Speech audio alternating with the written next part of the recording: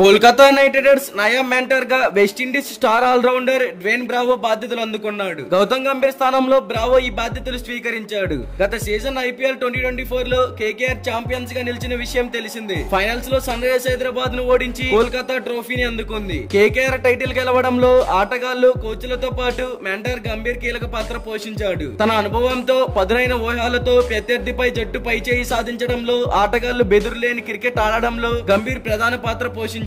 అయితే T20 world cup అనంతరం రాహుల్ ద్రావిడ్ స్థానంలో టీమిండియా కోచ్ గా బాధ్యతలు అందుకోవడంతో గౌతమ్ గంభీర్ KKR మెంటార్ పదవిని వదులుకున్నాడు. గంభీర్ స్థానంలో Chennai Super Kings bowling coach Dwayne బ్రావోను KKR తాజాగా నియమించింది. కాగా క్రికెట్ కు బ్రావో గురువారమే రిటైర్మెంట్ ప్రకటించాడు. పొట్టి క్రికెట్ కు వీడ్కోలు పలుకుతున్నట్లు CPL 2024 మధ్యలోనే వెల్లడించాడు. కరేబియన్ ప్రీమియర్ లీగ్ లో నైట్ రైడర్స్ ఫ్రాంచైజీ అయిన ట్రిన్బాగో నైట్ రైడర్స్ తరపునే బ్రావో ప్రాతినిధ్యం వహిస్తున్నాడు. అయితే KKR తో పాటు మేజర్ క్రికెట్ లీగ్ లో Los Angeles night riders, international league T20 లో అబుదాబి నైట్ రైడర్స్ తోనూ కలిసి బ్రావో పనిచేయనున్నాడు. ఇక IPL లో కోచింగ్ బాధ్యతలు అందుకోవడం బ్రావో ఇది రెండోసారి. IPL కు 2022 లో రిటైర్మెంట్ ప్రకటించిన తరువాత 2023 నుంచి CSK బౌలింగ్ కోచ్ బాధ్యతలు అందుకున్నాడు. 3 సార్లు ప్లేయర్ గా CSK కి ట్రోఫీ అందించిన బ్రావో 2023 లో కోచ్ గా టైటిల్ సాధించాడు. కాగా టైటిల్ సాధించడంలో బ్రావోకు అపారమైన అనుభవం ఉంది. 2 సార్లు T20 ప్రపంచ కప్ విజేతగా నిలిచాడు. ఫ్రాంచైజీ క్రికెట్ లో ఎన్నో ట్రోఫీలను సాధించాడు. IPL లో CSK తరపున